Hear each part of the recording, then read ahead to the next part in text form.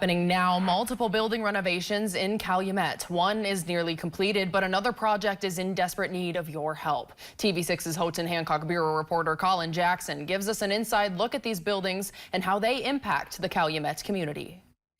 A major part of Calumet's continuing growth is in efforts to renovate the historic downtown area. The demand for space is there. The challenge is holding on and having the buildings so that we can get that space created and brought back. Property owners Janet and Jim Johnston have been working to meet this demand. They have been working on final touches to the inside of the Herman Block on 5th Street. They have been rehabilitating Calumet housing for the past 5 years. They are remodeling 8 residential apartments on the 2nd and 3rd floors. According to the Johnstons, younger people make up the majority of residents. A younger working demographic, which we love to see, that this area needs that. Having something that's close and local, nearly walk to work, this makes it a little more inviting. The project has cost nearly $500,000 so far. However, some buildings have been harder to renovate than others, such as 5th Street's Rupee Block. Built nearly a century and a half ago, the building's interior is heavily decayed due to exposure. Without repairs, neighboring buildings are at risk. I asked Ratcliffe why the building can't just be torn down. It would put another